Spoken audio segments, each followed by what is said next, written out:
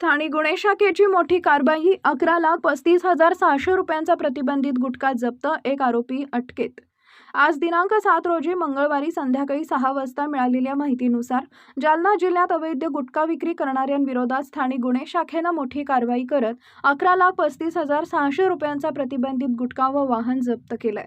या प्रकरणी एक आरोपीला अटक करण्यात आली असून त्याच्या विरुद्ध सदर बाजार पोलीस ठाण्यात गुन्हा दाखल करण्यात आलाय। जिल्ह्यात अवैध गुटखा विक्रीवर कठोर कारवाई करण्याच्या सूचना पोलीस अधीक्षक तेगबीर सिंह संधू यांनी स्थानिक गुन्हे शाखेला दिल्या होत्या। त्यानुसार पोलीस निरीक्षक पंकज जाधव यांच्या मार्गदर्शनाखाली पथकानं गुप्त माहितीच्या आधारे सोमवारी 7 जुलै नावा चौफुली इथं सापळा रचला।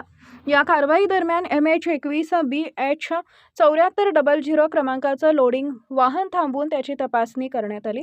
वाहन चालकानं आपलं नाव मेहबूब खाजा शेख, वय वर्ष 31, राहणार बालाजीनगर, जालना असं सांगितले।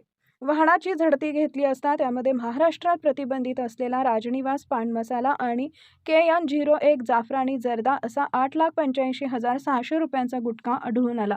तसेच 2,50,000 रुपयांचं लोडिंग वाहन जप्त करण्यात आले। अशा प्रकारे एकूण 11,35,600 रुपयांचा मुद्देमाल पोलिसांनी ताब्यात घेतलाय। या प्रकरणी आरोपी विरुद्ध सदर बाजार पोलीस ठाण्यात संबंधित कायद्यान्वये गुन्हा दाखल करण्यात आला असून पुढील तपास सुरू आहे। सदरची कारवाई पोलीस अधीक्षक तेगबीर सिंह संधू, अप्पर पोलीस अधीक्षक विक्रम साळी व उपविभागीय पोलीस अधिकारी जालना अनंत कुलकर्णी यांच्या मार्गदर्शनाखाली स्थानिक गुन्हे शाखेचे पोलीस निरीक्षक पंकज जाधव, सहाय्यक पोलीस निरीक्षक सचिन खामगळ, पोलीस उपनिरीक्षक राजेंद्र वाघ व सोबत स्थानिक गुन्हे शाखेचे अंमलदार रमेश राठोड, प्रभाकर वाघ, इर्शाद पटेल, सतीश श्रीवास, सोपान क्षीरसागर व चालक अशोक जाधवर सर्व स्थानिक गुन्हे शाखा जालना यांनी केली आहे।